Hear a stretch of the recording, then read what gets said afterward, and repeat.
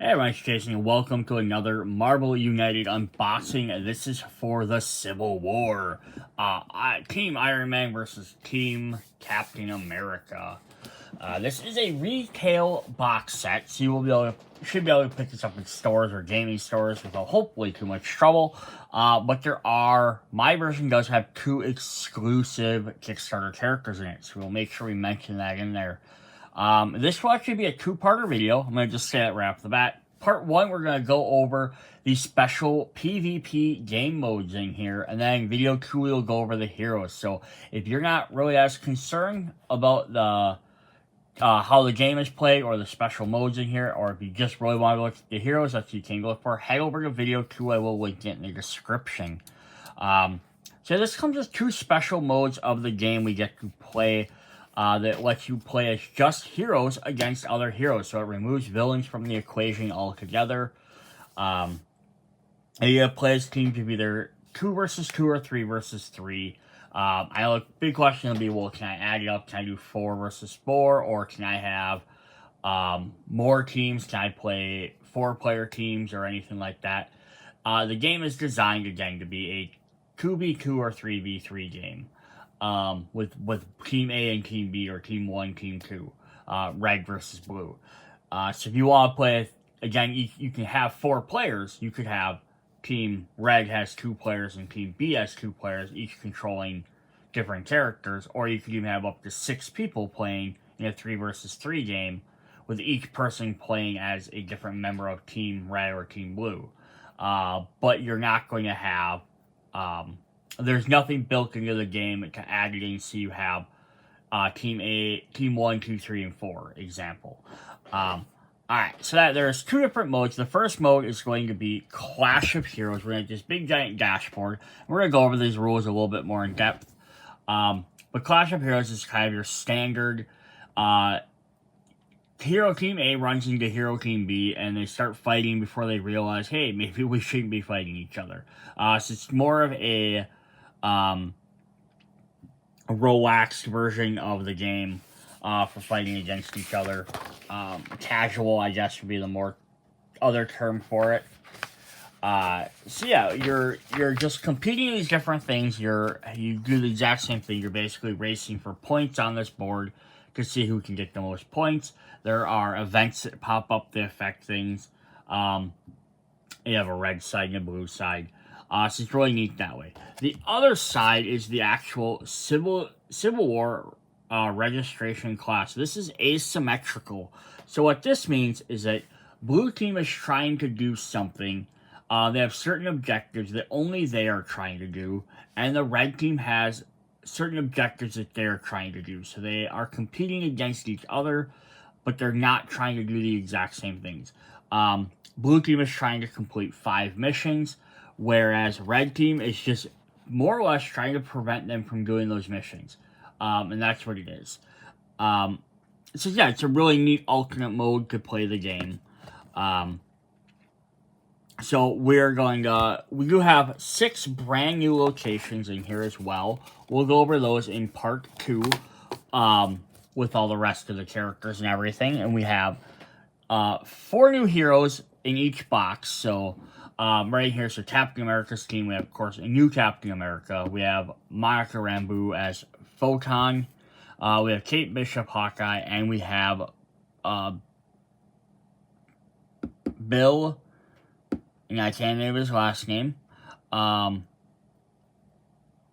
Bill Foster is Goliath for Captain America's blue team, essentially. And then Iron Man's red pro registration team has Iron Man has Tigra, we have Hank Pym Yellow Jacket, and we have Simon Williams Wonder Man. So we have 8 characters total, so if you're just picking this up, you can easily play the 2v2 multiple different times. You can swap around different characters. You can have Iron Man, Captain America teaming up in the right. Either mode, doesn't matter how you're going to do it. You're going to get these little bases to put on there to keep track of who's who. But yeah, you can mix and match them. And then we also do have 2 extra characters. If you get the Kickstarter version, you will also get Iron Spider-Man and Hulkling as well. Again, those were listed as Kickstarter exclusives, so make sure if you're picking this up that you know if you're getting the version with them or without them. So it does say Civil War Kickstarter on there. Just so you're not picking this up and then finding out you're short 2 characters.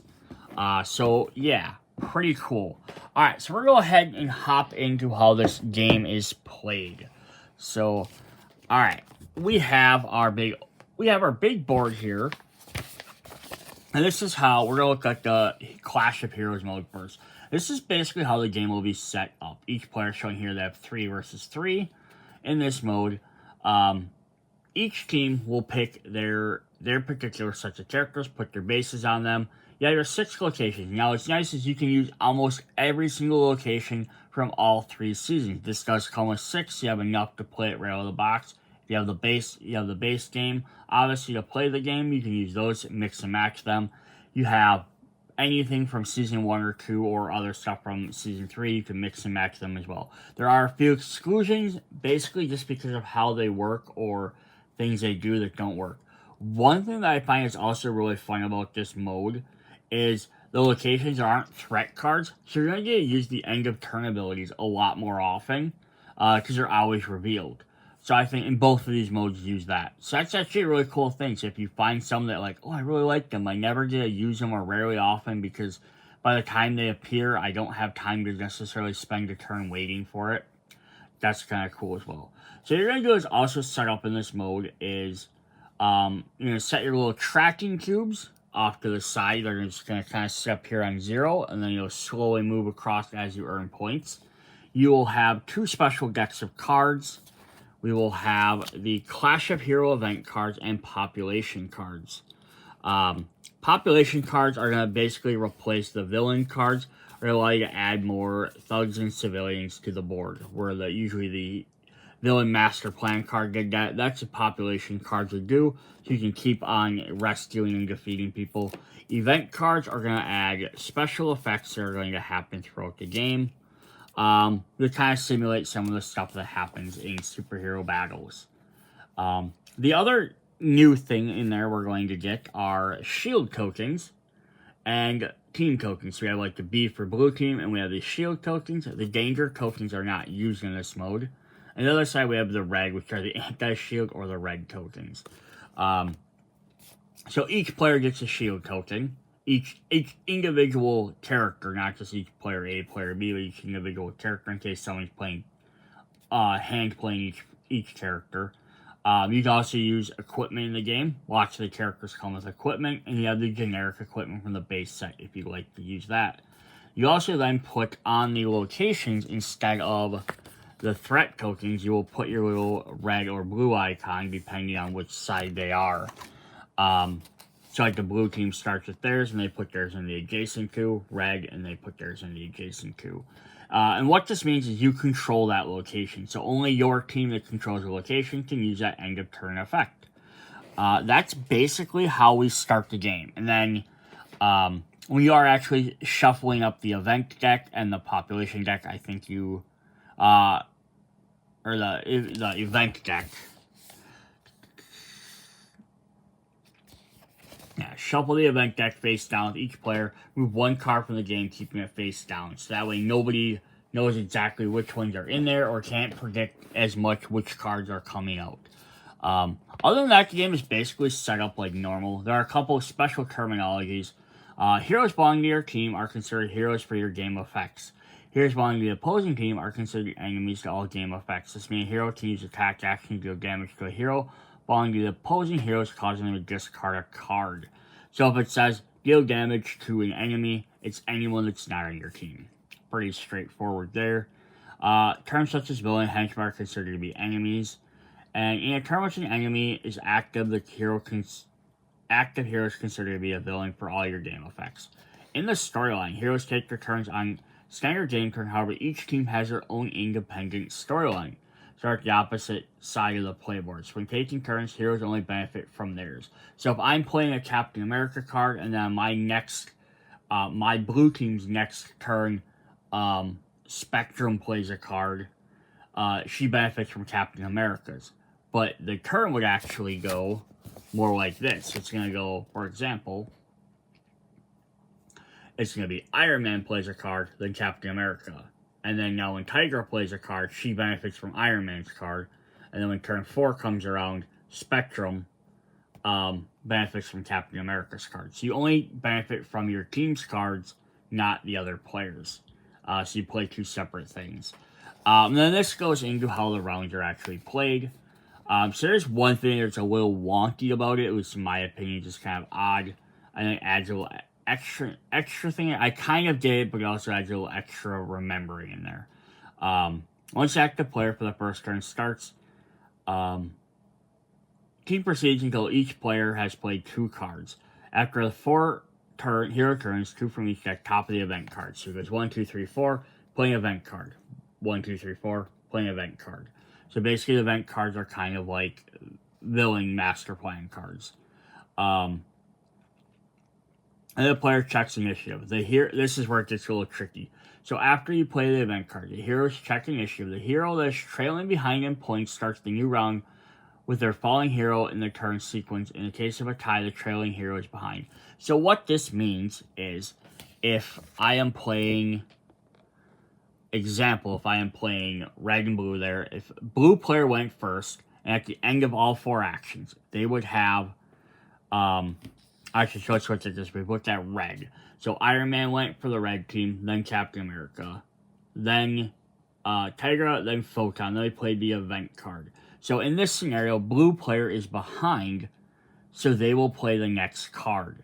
Now, if for some reason, blue player had gotten farther, this sequence would go instead. So it would have been 1 Iron Man, 2 Captain America, 3 Tiger, 4 Spectrum, 5 was the event card, and then 6 wouldn't be blue team with Kate Bishop. It would be 6 would be Wonder Man. So if you're behind, you get to take an additional turn before the other player. But then it would be Wonder Man, Kate Bishop, Iron Man, Captain America. Each player still gets 2 cards. So it's only if it's a little odd. You kind of just got whoever's behind gets to go again. I get it helps him catch up a bit, but it's just an extra thing you have to try and remember outside normal rules. So it's in a 2-player coup. If the initiative doesn't change, the hero that started the previous round will also start the current round. Well, in a 3 versus 3 game, even if the initiative doesn't change, the hero starting the round won't be the same that started the previous. So yeah, again, then even there it becomes kind of weird too, because it's saying now if you're playing a 3 versus 3 game, then you play it like normal. So I don't know why they added this extra rule specifically. Big giant thing, but then it's only for a 2-player game. So it's kind of weird. The game continues in the rounds. Following sequence, stay above. New event replacing the previous event. When the 5th and last event card is revealed, the last round is played and the game ends. Alternatively, the team's tracker reaches 40. So yeah. We have 40. It does go up to 45, so you could earn an extra 5 points by the end. So basically, you are racing to either play a total of 5 rounds with 4 turns each, so 20 cards get played down, or you reach point total 40, whichever happens first. So it's kind of a neat thing because there is a game ending in that way. Alright, then we have a couple other rules in here for this. We have the public endorsements, which are around the outside, next to each location. These work like the threat cards, essentially. Here's when you use heroic actions to place heroic tokens from the pool on the empty slot of the public endorsement of the dashboard corresponding location. It can only be done in a hero's location if their team doesn't control its location. When 2 heroic actions have been placed in their location, flipping the location side takes control. So what this will again mean is, if we have the raft here, and red team controls it, blue team can play at overtime. They don't have to play it all in the same turn. They could play 2 on one turn. They could play 1 now. Next player could play 1. But as soon as they have 2 heroic tokens on there, this flips from red to blue. Now blue team controls this, and they just use the end of turn ability. Both these tokens are removed, and then it proceeds to keep going like that. And it's just a way for you to try and control all the different locations.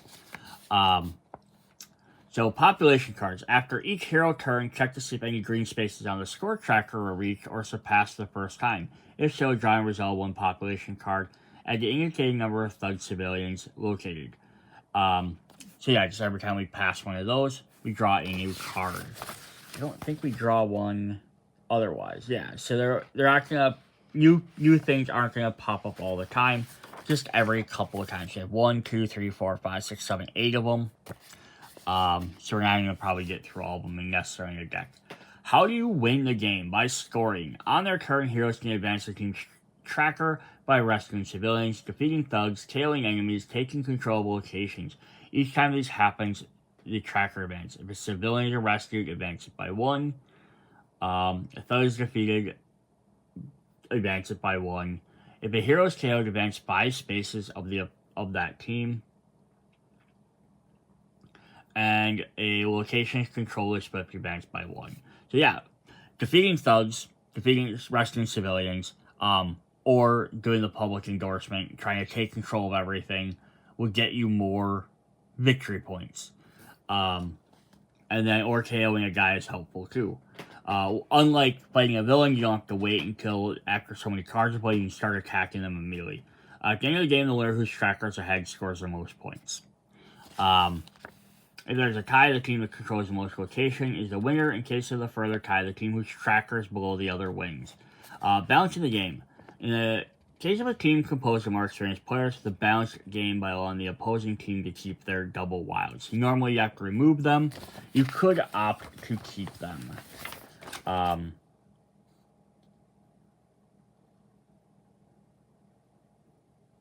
I did miss this little part right here. Checking this, game is trailing behind starts a new round following their hero's turn sequence. If, in the case of a tie, the team trailing behind one or the other has their tracker on top of the other team's tracker, the first hero takes his lead. So when you're moving your tracker around the board, if you end up landing on the same spot as somebody else, you put your tracker on top of theirs. There is... Oh, I also missed this for locations. This works for both PvP modes, but we'll talk about this quick. Active hero may choose to apply end of turn effects at your location, only if their location is controlled by their team, as indicated by the control token of their color. Location's permanent and mandatory effects apply to both teams, regardless of who controls it, and when overflow is triggered at a location, the team that controls the location must choose any of their heroes to take 1 unpreventable damage. So there's advantages and disadvantages of controlling a location. You get to use the end of turn ability, but if it overflows because you're not keeping your area under control, then you're going to take extra damage. Then we also have shields. So in this game, each player gets a shield. Each shield has 1 or 2 shields in front of them, depending on the mode. Each time they take 1 damage, even if unpreventable. If they have a shield token on its active side, they must flip it to its exhausted side instead.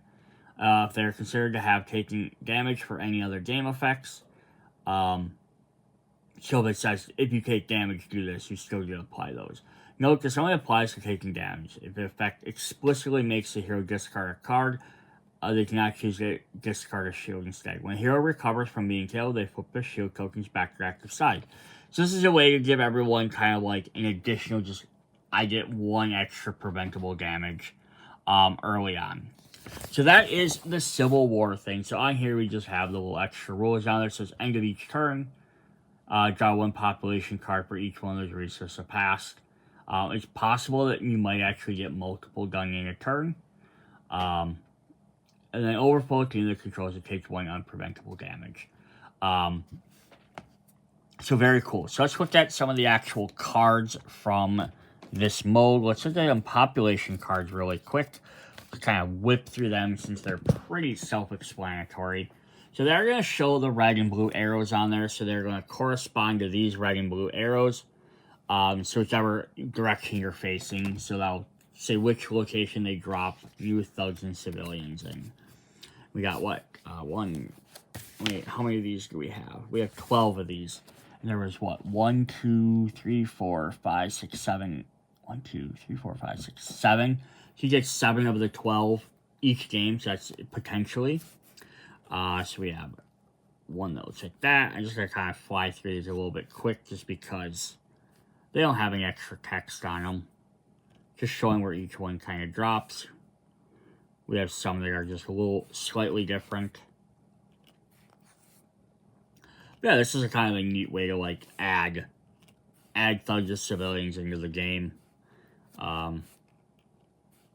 I wouldn't say add this into like any other mode, like try and have like a challenge mode where you add more population in. You could, but there's a lot, I think too many villains have overflow effects. If this would cause overflow too often, which would be crazy. You could even do an interesting game mode where you draw one of these at the beginning of the game instead of maybe placing tokens. That could be something different. Then we have Clash of Hero event cards. These are going to be the special things that are going to pop up. And we have 6 of those. And you only play the 5. So there's one you won't use each game. So you have Project Lightning, which is when they, during the Civil War storyline, Tony Stark and Mr. Fantastic took Thor's DNA, because at the time he was either dead or presumed to be dead. At least presumed to be dead. They created a clone of him called Ragnarok.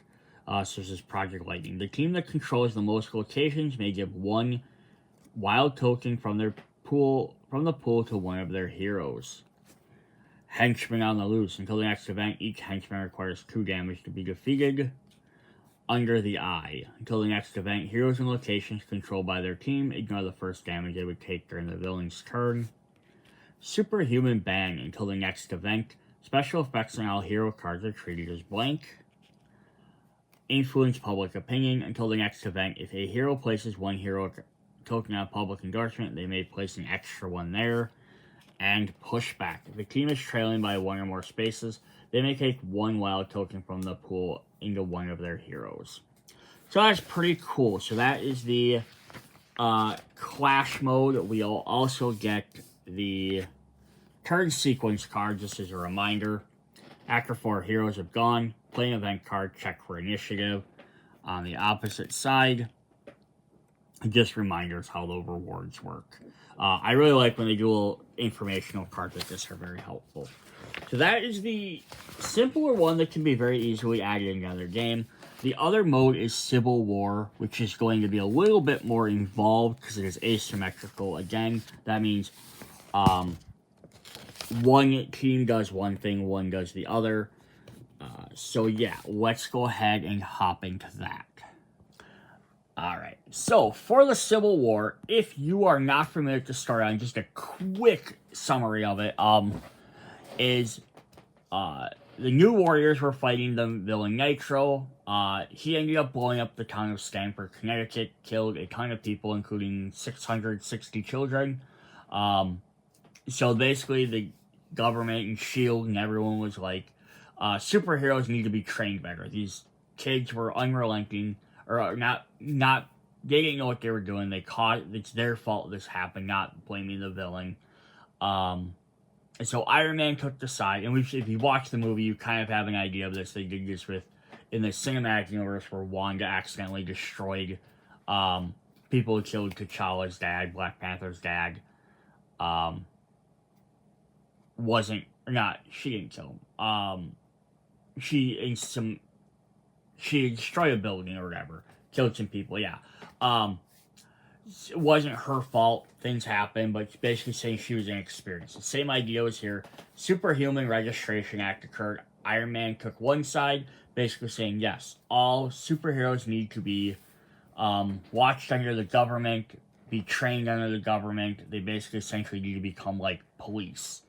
Captain America was on the other side, the anti-registration, and he's more or less like, that's a breach of everyone's freedom. Everyone should be able to kind of do what they want, make their own choices. They may be good, they may be bad, but it's their freedom to be able to do it.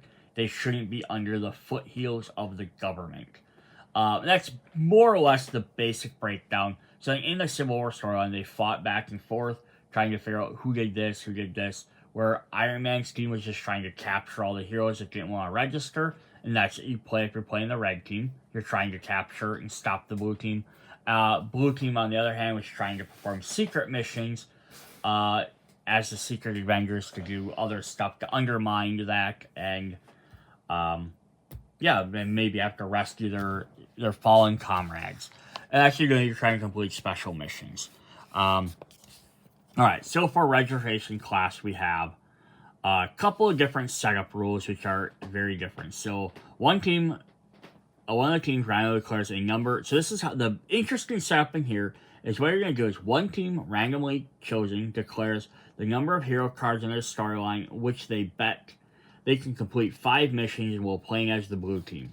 The team that alternates declaring the decreasing numbers until one team passes. The team that passes will play as the red team. The other team will play as the blue team, try to complete the missions within the last number of turns. So, tips is considering that mission 1 can be completed on average from 3 blue hero cards, we suggest one of your first games you start by betting above 15 and not way below 12. Once you're from the game, well, you can differentiate how many you do it. So I'm just saying you have to beat 5 cards. They're saying recommended. Each card could probably be beaten about 3 cards. So it should take you to beat all 5 cards. Should take you about 15 cards to do it. And whatever you set your limit at means that's what you should end up. You have to try and beat the game in that many turns. So it's setting yourself a time limit to beat the game. And then the idea is in the beginning, you could just pick, I'm going to be blue team, you be red team, and you could just say, hey, we have 15 turns. That's how you can just start it off. But then the idea is to kind of go back and forth, like who thinks they can beat it better. But maybe one team wants to play one another direction. But then they could just name a number. Hey, I really want to play blue team. You want to play red team. So I'll say I can beat it in 10. And then you can try it that way. Or 12 or whatever you want. You could start at 20, and be like, we're gonna try. We're really bad. We're gonna try 20 the first time. All right, so you take this dashboard, put the space up, shuffle 6 locations, add thugs to them. Team get their plastic bases, same as the other thing. So the board will be set up like this, very much like the other mode. Play a population card right away, add some extra guys. Team A, Team B. Your tokens go on your opposite boards like the other one. The few differences is the blue team gets 2 shields instead of the red team only gets 1 shield. They're a little bit more defensive, so they have a little bit more blocking going on. We do have some danger tokens here, which we saw earlier there. They'll kind of be off to the side with all the rest of our tokens. Blue team will get your mission deck over here, and red team will get their cell cards. So those are a couple of differences there. So good mention up here. Each hero must still take out their 2 wilds. You can use all your equipment. Shuffle the mission card space down and reach Team Blue. Move 1 card from the game, showing to both players. Players can now take the mission deck. So you will know which card is missing out of there, as opposed to the previous one, the Clash of Heroes, when you didn't know what card was missing. And then the red team does the same. They remove 1 random cell card from the game, but everyone gets to know. But the red team can look through their cell cards. They get to pick which ones to use. And then blue team reveals the top card of the mission card, applies its effect, and then they get to start taking their turns. So yeah, that's pretty much how that's set up. This one follows more of the traditional turn sequence. 1, 2, 3, 4, 5, 6, 7, 8, 9, 10. Doesn't have the tracker thing who's falling behind. It just starts with blue team and then it goes through. The game ends immediately when the blue team completes the 5th mission. The number of card turns declared by the blue team has elapsed. So if they said 15 and they haven't met 15, the game ends. Or any hero starts the turn with no cards in both their deck and in their hand. Winning the game. The blue team wins if they manage to complete the 5th story mission within the number of turns they declared. Red team wins if they can keep the blue team from completing 5 missions in that number of turns. So all his red team is trying to do is stop them from doing stuff by capturing them and KOing them, messing with their stuff. Each time a mission is completed immediately after the current hero's turn is over, draw and resolve 1 population card. This will add more thug civilians for you to rescue or defeat. Use your red and blue arrows just like the last one. Then after the current hero discards complete mission card, reveal the top mission to apply the new effect. Danger tokens. The effects of a mission can't be fully applied. Place as many as possible. So if it says place 2 on 2 thugs in different locations, there's only 3 thugs total. Only place 3, obviously. And danger tokens can never be discarded or removed by any effective discards or removed tokens, only using mission cards. If the Thugger or civilian of the danger token moves, move it with them. So this does do a little bit differently with the locations, though. So before, you could use the public endorsement to try and flip over, so you could take control of a location, use the end of turn effect. Here instead, when a hero uses the end of turn location controlled by their team, it immediately flip the location to the other side. So every time you use one, now it becomes your opponents to be able to use. And then vice versa. So the locations are going to be flipping back and forth a lot between players. So I'm going to spend extra actions. Then we have the Vault, which is the big thing for the red team. To stop the blue team from completing its insurgent missions, the red team relies on the Vault. They can tag blue team heroes and throw them in cells with specifically prepared traps to keep them out of action. Red team heroes may spend one heroic action and a location occupied by a team blue hero to give them a crisis token, tagging them to be trapped. During their turn, red team heroes may spend one heroic action to take an available cell card and place it face down with its trap side down on a free space in the vault, the dashboard. A free space is one that's not already occupied by a cell or a hero. Team may then choose which card to place, but the active hero chooses it. So, just to look at that really quickly, on here we have on their turn they can spend one either cell card of their choice for them to sell, or a location enemy give them a crisis token. So they're going to have these three cells, A, B, and C, and then have these little cell cards. So they'll place them on the boards here, taking up that cell. So they've had they set a trap in that cell area. And then each one will have a special trap behind it. I'm sorry, they actually place them down here on top of these, where they actually fit. Yeah, so then each player can capture up to 3 heroes at a time. So you're playing a 2 versus 2 or 3 versus 3. You could potentially capture your entire opponent's team. Alright, so that says when a team blue hero is KO'd, if there's at least one cell card ready on the vault, the team must choose one ready cell and place the hero face down there. So as long as you place a cell card, they have to place a villain or a hero in the cell. So you want to have them prepped ahead of time. If the KO hero has any crisis tokens, the trap effect of that cell is applied and discarded. Note the trap effect does not have to target the KO hero. Otherwise, the cell is discarded with no effect. So yeah, this is kind of a twofold thing. So one, red team wants to place cells down so they can put heroes in there. And it says when a KO enemy, any crisis tokens under the cell, you flip it up, activate it. If the KO enemy has no crisis token, this is discarded. So one, if you defeat them, they go to the cell. 2, if they have that token, you get to activate this card. Otherwise, it's just wasted. But there are advantages to even defeating a hero, putting in a cell, even if they don't have a crisis token. Should a blue hero be KO'd while there are no cell cards on the vault, they're simply laid down and recover from their next turn. So they just got knocked out for the turn. They didn't actually get captured. Team blue heroes start their turn in a cell after being KO'd, stand back upright, replenish their hand, following the standard rules. They proceed to play a hero card on their turn as usual. However, as long as they're imprisoned in a cell, they cannot move from there by any means. Special effects on their hero cards are cancelled, and they can neither use their equipment or recharge them. This means effectively they lose their turn while performing any actions unless they can free themselves. So, even if you don't have a crisis token on them to activate that trap, which will activate harmful things for them, make them harder to win, you can at least detain them for a turn so they can't do anything. So here we're showing that. So Kate Bishop gets KO'd. There are 2 cells right in the vault. She chooses cell A, puts them in there, she lays herself down. Since she has a crisis token, it resolves and flips it over, removing some shield tokens.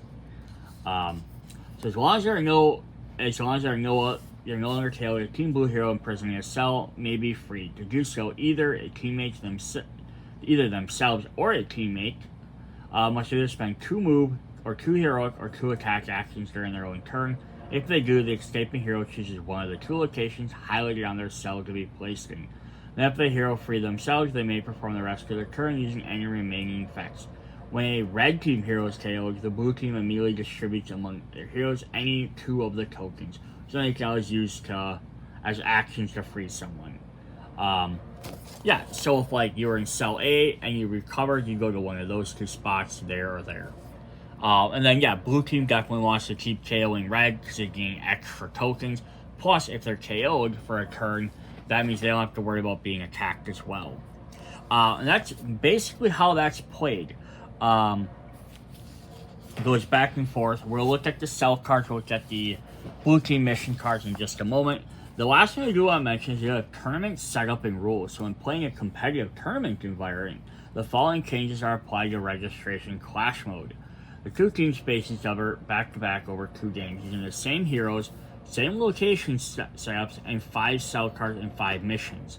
They can be reshuffled again so they're not in the same order, but swapping their team color and roles. So in the second game, the blue players will be the red, same heroes, but as the red team. So yeah, it'll be kind of weird if you're playing Captain America versus Iron Man, because then they'll flop sides. Call it a what-if match. Before setting up the game, go through the following procedures to replace the ones described in the preceding rules. Randomly decide which team will play first as the blue team. Each team chooses 4 locations, then both teams, starting with the one that will play the game as blue team, shows their selection to the other team, who moves one of those locations, resulting in an assembly of 6 locations to be used by both players.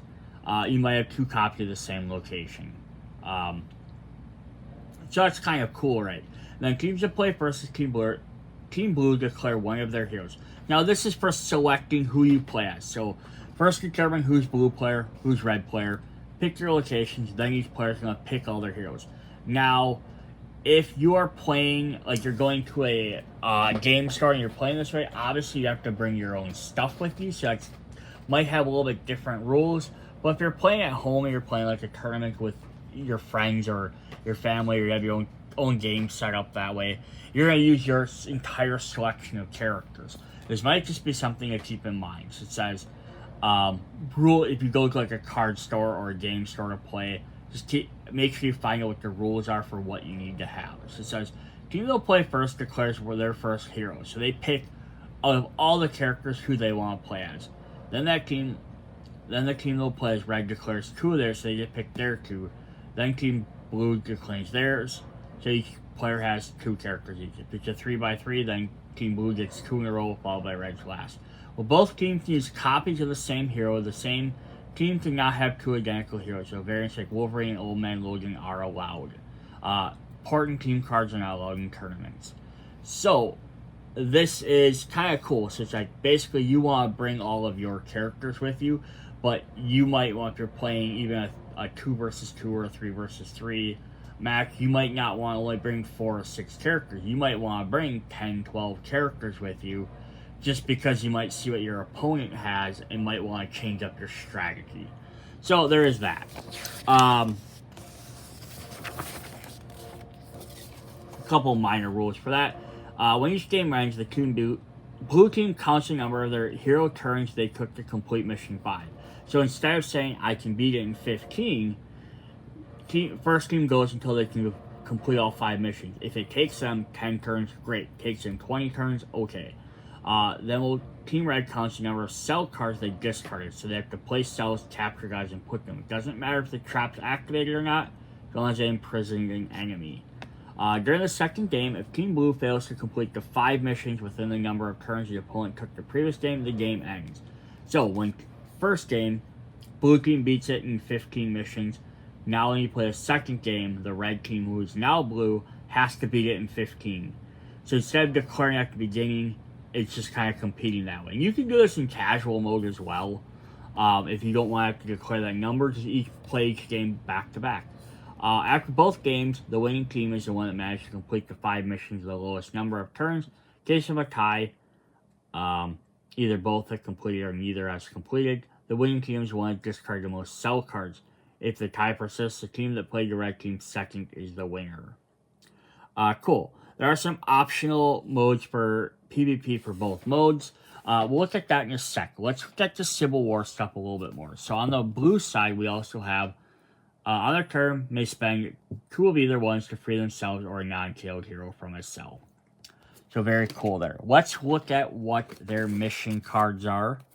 The cap symbol there, the shield. So we're going to have our first one. A country divided. Place a danger token on each thug and civilian in the location with the most thugs and civilians. In case of a tie, start the location indicated by the blue arrow and proceed clockwise. When a thug, civilian, and a danger token is rescued, defeated, discarded, or flipped, the danger token is discarded. When there are no more danger tokens in play, this mission is completed. So basically, you are trying to take out threats around the thing. They might be thugs, might be civilians. Covertly fight crime. Place a danger token on one thug across 3 different locations, starting from the location indicated by the red arrow. When a thug's danger token is defeated, discarded, or flipped, the danger token is discarded. When there are no more, complete this mission. Quell the riots. Place 2 danger tokens on 2 thugs if possible, each 2 locations with the most thugs. In case of a tie, start with the location indicated by the blue arrows and proceed clockwise. When a thug is defeated and no more dangers, it is completed. Although ends, bottom ones all end the same. Protect the demonstrators. Place 2 danger tokens on civilians in 2 locations, starting with the red one if they're all defeated, or say rescued or discarded. Complete the missions. Covertly defend the innocent, so place 1 across 3 different ones. Same as the red one, just say we're doing civilians. So yeah, we're basically going to have 6 different ones. We're going to have one that places 3 different locations, one that places 2 on 2 different locations for each one of them, and then one that places 1 on a bunch of them. And those are things. So basically, you're trying to do throughout this game, then, there's one more card yet, but between these ones, you're either trying to rescue civilians or defeat thugs, and that's how you're trying to eventually win each one of these. Our last one is Battle for the Headquarters. Place a danger token on both locations indicated by the red and blue arrows.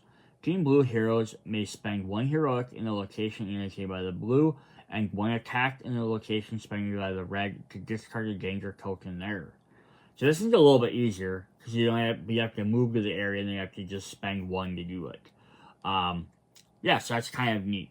Just a little thing. Nothing super tricky, nothing like, oh, your team needs to commit X number of this or that during a turn, or place extra tokens on here. Just, yeah, basically rescuing civilians or defeating thugs. Pretty straightforward. That's why I think they said you can probably defeat these in generally 3 turns. Like this one, you start in your location, your first turn, you could play a heroic, and then you have potentially the actions to move your guys around the board enough to hopefully someone can get over and place the other one. But again, you're attacking. You could have a guy that has a card that says attacking adjacent location. Boom, done. Alright, then we have our sell card, which will say it's if KO'd in that. So let's see what they say on the other side.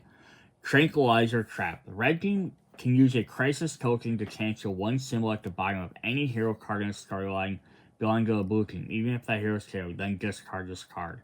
You just place a crisis token over 1 symbol, it shuts it off. So obviously, you generally want to go on the next card, they're going to get active. But you can always place it on a different one in a previous one if you're worried they might jump back and access that. The EMP Trap can turn one of the face-up equipment cards belonging to the blue team face down, even if that hero is KO'd. So you can get rid of one of their equipment, which some have a recharge ability, some are automatically destroyed, so depending on which one you choose. The Truth Serum Trap. You can discard all action tokens belonging to a blue team hero.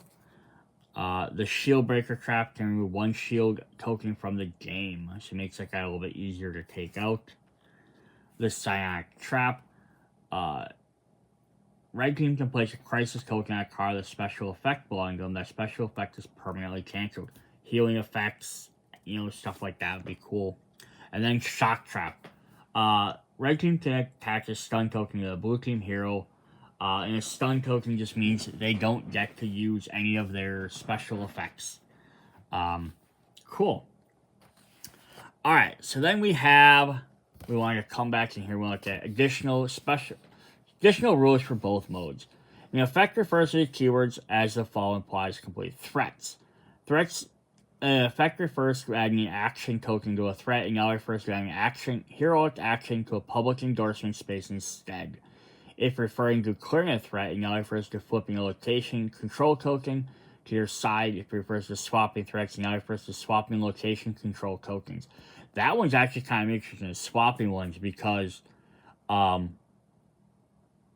it'll move around the things around the board, so you might actually change what locations are available to you a little bit quicker.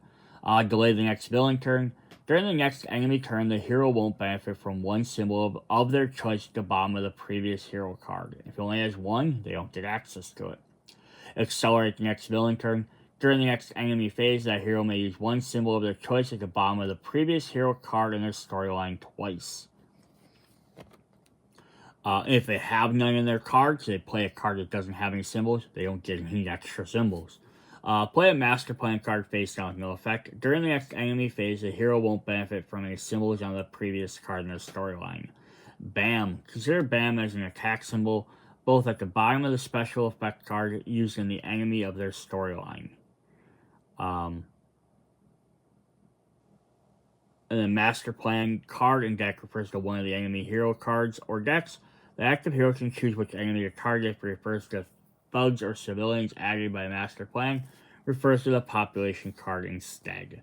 Stun token, attach a stun token to an enemy. Heroes with stun tokens treated special effects in all their cards. Hero cards in their storyline as blank until the end of their turn, and then they discard it.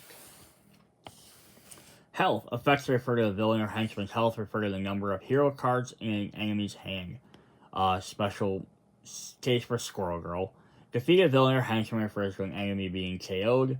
Villain ends their movement in your location. Refers to an enemy entering your location, not ending their turn there. Alone. A hero sharing a location with enemies is still considered to be alone. Alone just means they can't be with their teammates.